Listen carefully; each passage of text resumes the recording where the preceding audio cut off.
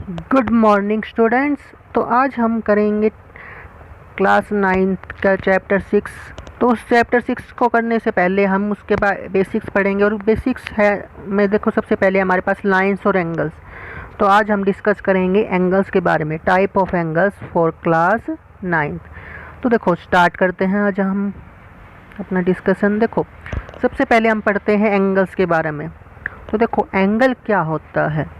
N angle is form when two rays originate from the same end point. देखो जैसे ये एक diagram आपको नज़र आ रहा है, इसमें देखो एक रे ओ ए है, एक रे ओ बी है, और जब ये दोनों एक कॉमन पॉइंट पे मिलते हैं और कॉमन पॉइंट ओ है, तो ये क्या बन रहा है, ओ पॉइंट पर एक एंगल बन रहा है। ठीक है, ये जो रिवोल्यूशन है ये ही आपका एंगल है। तो देखो two rays O A and O B having common O as common point from form an angle A O B. ठीक है, तो आप एक चीज़ और ध्यान रखना, जो ये कॉमन पॉइंट इसका नाम क्या होता है, वर्टेक्स। ठीक है, इसको आप क्या कहते हो, वर्टेक्स। तो देखो आप एंगल को कितने तरीके से उसको नेम कर सकते हो। तो देखो आप इसको इस तरह लिख सकते हो, ए ओ बी, एंगल साइन ज़रूर लगाना है, या जिस पॉइंट पे बना है उस पॉइंट को लिख दो एंगल ओ। ठीक है, और या बी ओ ए। अब आप कहोगे कि सर अगर एक ही पॉइंट से नाम दिया जा सकता है तो तीनों क्यों दे? क्योंकि देखो कई बार क्या होता है, एक ही पॉइंट पर एक से ज़्यादा एंगल्स बन जाते हैं, तो उस केस में केवल एक पॉइंट पर नाम लिखना गलत होगा, इसलिए वहाँ पर आपको 3 लेटर्स में उसको नाम देना पड़ेगा। तो देखो उसके बाद हम डिस्कस करते हैं type of angles according to their magnitude. तो देखो सबसे पहले हम डिस्कस कर रहे हैं एक्यूट एंगल। देखो ये एंगल्स के जो नाम है ये आप 6th क्लास से पढ़ते हुए आ रहे हो, तो हम उनको एक डिस्कशन कर लेते हैं उनका एक हल्का सा। देखो सबसे पहले एक्यूट एंगल। आपको पता है एक्यूट एंगल क्या होता है।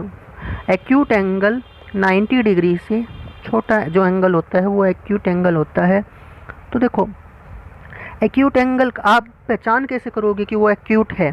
तो देखो आपको ये ध्यान रखना है कि एक्यूट एंगल में जो दोनों रेज है, तो एक रे दूसरी रे पर बिल्कुल मिलती हुई नज़र आएगी, उसकी तरफ ऐसा लगेगा कि वो उस पर गिर जाएगी, यानी उसकी तरफ झुकी हुई नज़र आएगी।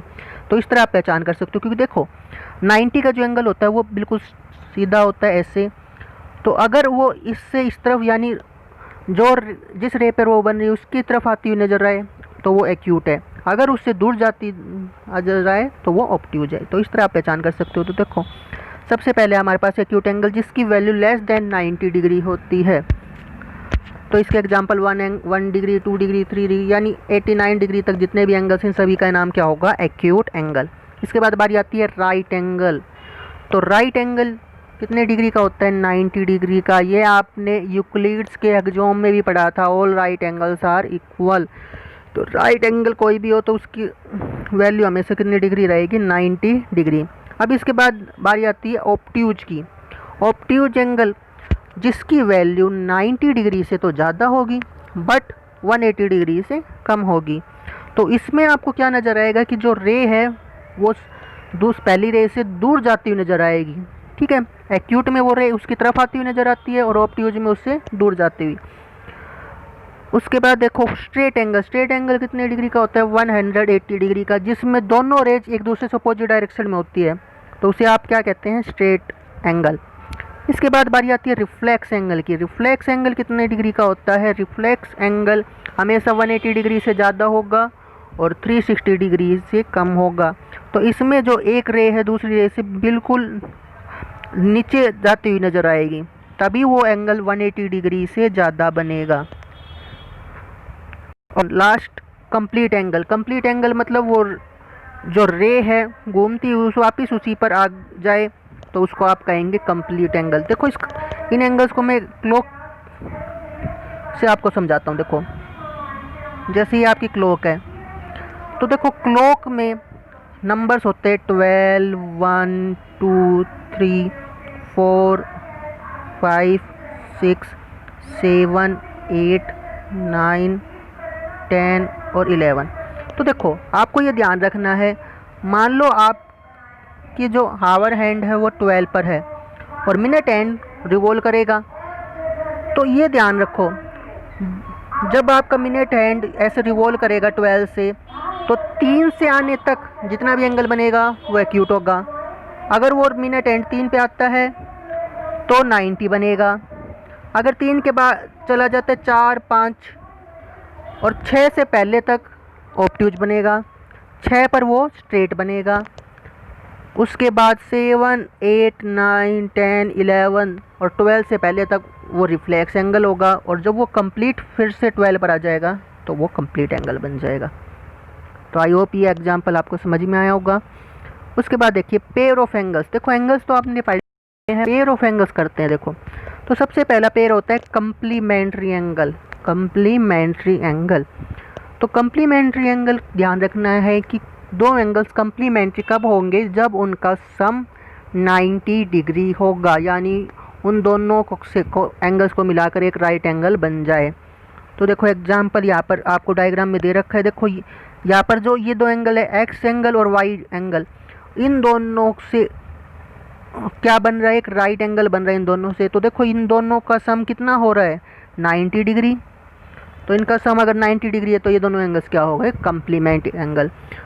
तो देखो अगर इनका एंगल्स का नाम लिखा जाए तो देखो कैसे बनेगा, ए ओ सी और दूसरा एंगल बी ओ सी। तो ये दोनों एंगल्स कैसे हो गए, कंप्लीमेंट्री एंगल।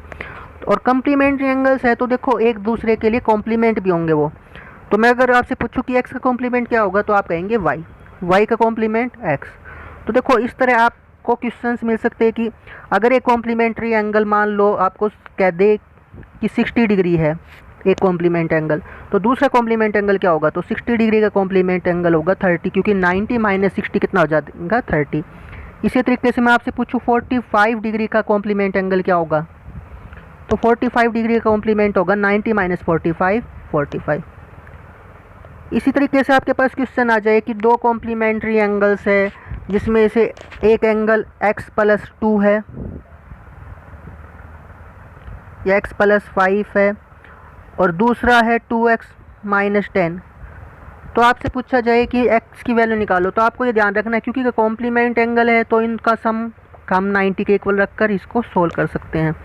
तो आपको ये ध्यान रखना है अगर दो कॉम्प्लीमेंट्री एंगल है तो एक एंगल दूसरे एंगल का कॉम्प्लीमेंट होगा और उन दोनों का सम हमेशा कितना होगा, 90 डिग्री। इसके बाद बारी आती है सप्लीमेंट्री। कंप्लीमेंट्री एंगल्स का सम 90 डिग्री था, सप्लीमेंट्री एंगल्स का सम 180 डिग्री होगा। तो देखो इसकी डेफिनेशन है, if the sum of measure of two angles is 180 degree then these two angles are called supplementary angles. तो देखो यहाँ पर डायग्राम में देखें तो एंगल ए और एंगल बी, इन दोनों का सम कितना डिग्री है, 180 डिग्री। आप कहेंगे कि सर आपने कैसे पहचाना, तो देखो दोनों रेज अपोजिट डायरेक्शन में, यानी इन दोनों के बीच एंगल्स कितना बन रहा है, 180 डिग्री। और अगर सम 180 डिग्री आ जाए इसका मतलब ये सप्लीमेंट्री एंगल्स है। तो देखो जैसे कंप्लीमेंट में था वैसे सप्लीमेंट में है कि अगर ए और बी सप्लीमेंट्री एंगल्स है तो ए बी का सप्लीमेंट होगा और बी ए का। तो अगर आपको ऐसे क्वेश्चंस करने हैं तो आपको अगर दोनों की वैल्यूज दे रखी है, एक्स की वैल्यू फाइंड करनी है, तो वही आप दोनों को सम को 180 डिग्री के बराबर रख देंगे। अब जैसे मैं आपसे पूछूं कि एक सप्लीमेंट्री एंगल, जैसे आपको सप्लीमेंट ऑफ 90 डिग्री निकालना है तो दूसरा एंगल को क्या करेंगे, 180 में से सब्ट्रैक्ट कर देंगे, 180 माइनस 90, 90 डिग्री। आपको सप्लीमेंट निकालना है 100 डिग्री का, तो 100 डिग्री को 180 डिग्री में सब्ट्रैक्ट कर देंगे, 80 आ जाएगा। आपको सप्लीमेंट निकालना है, जैसे 70 डिग्री का सप्लीमेंट क्या होगा, तो 180 में से 70 को सब्ट्रैक्ट कर दो, 110, ये आएगा इसका सप्लीमेंट। इसके बाद बारी आती है एडजेसेंट एंगल्स। तो देखो एडजेसेंट एंगल्स क्या होते हैं, टू एंगल्स आर एडजेसेंट। देखो दो एंगल एडजेसेंट कब होंगे, if they have common vertex. Vertex मैंने आपको क्या बताया था, जब दो रेज मिलती है तो एक जो कॉमन पॉइंट होता है उसको आप कहते हो वर्टेक्स, जिस पे एंगल बनता है। तो देखो यहाँ पर वर्टेक्स कौन सा है, ओ, तो यहाँ पर कॉमन वर्टेक्स है। देखो इन रेज के लिए, अच्छा, they have a common arm. देखो आर्म्स क्या होती है, जैसे ये एंगल बना है तो एक आर्म ये हो गई, एक आर्म ये हो गई।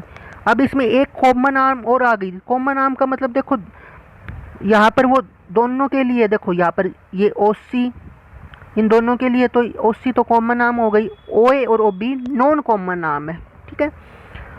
और ये कह रहे हैं non common arm on either side. देखो इस OC साइड से इस तरफ तो OB आर्म है और इस साइड में OA आर्म है, तो इस तरीके से नॉन कॉमन आर्म से। तो देखो यहाँ पर जो एंगल ए ओ सी और एंगल बी ओ सी, ये दोनों एंगल्स कैसे होंगे, एडजेसेंट होंगे, क्योंकि ये कॉमन आर्म ओ सी के द्वारा बन रहे हैं और non common arm O B और ओ ए पर। ठीक है, तो एडजेसेंट एंगल्स का कंसेप्ट आपको समझ में आ गया होगा। तो देखो अब ये कम्प्लीमेंट्री एंगल्स थे, इसमें भी एडजेसेंट एंगल है, यहाँ पर सप्लीमेंट्री एंगल्स है, इसमें भी एडजेसेंट एंगल्स है। इसके बाद बारी आती है लीनियर पेयर एंगल्स की। तो देखो two adjacent angle are said to form a linear pair if their non common arms on two opposite rays. आप उनको लीनियर पेयर कहेंगे कब, जब उनकी non common arm opposite rays हो। जैसे इसमें डायग्राम में ये ओ ए इस तरफ है, ओ बी इस तरफ है, बिल्कुल अपोजिट है, इसलिए जो एंगल बन रहा है वो कैसे है, लीनियर पेयर एंगल। अब आपके माइंड में एक डाउट होगा कि सर लीनियर पेयर एंगल और सप्लीमेंट्री में फ़र्क क्या रह गया। देखो हमने डायग्राम सेम बनाया, हमने उसमें दोनों में बात की, अपोजिट रेज है वो दो, उसमें भी अपोजिट रेज। पर आप एक चीज़ ध्यान रखो, लीनियर पेयर एंगल्स में क्या होगा कि केवल जो वो नॉन कॉमन, देखो ये कॉमन आर्म और ये दोनों अपोजिट रेज, ऐसा होगा। सप्लीमेंट्री एंगल्स में ज़रूरी नहीं कि वो इस तरह लिंक की हो। मान लो दो एंगल्स आमने सामने हो और उनका सम 180 हो, तो आप उनको भी सप्लीमेंट्री कह दोगे। जैसे मान लो ये डायग्राम है, ये एंगल और ये एंगल, इन दोनों का सम भी 180 डिग्री हो जाए तो आप इन दोनों को भी क्या कह दोगे, सप्लीमेंट्री एंगल। बट ऐसा लीनियर पेयर में, लीनियर पेयर में क्या होंगे, एक दूसरे से लिंक होंगे, इन दोनों से एक स्ट्रेट लाइन पर बनेंगे, क्योंकि देखो लीनियर का मतलब हो गया स्ट्रेट लाइन, तो एक स्ट्रेट लाइन पर बनेंगे और एक कॉमन आर्म के द्वारा बनेंगे। ठीक है, तो ये ध्यान रखो कि लीनियर पेयर क्या होंगे, जिसमें नॉन कॉमन आर्म्स दोनों अपोजिट रेज पर होंगी। ठीक है, तो यहाँ पर देखो ए ओ सी और ए बी ओ सी ये दोनों लीनियर पेयर एंगल्स है। इसके बाद लास्ट एंगल ऑफ पेयर का एग्जांपल है वर्टिकली अपोजिट।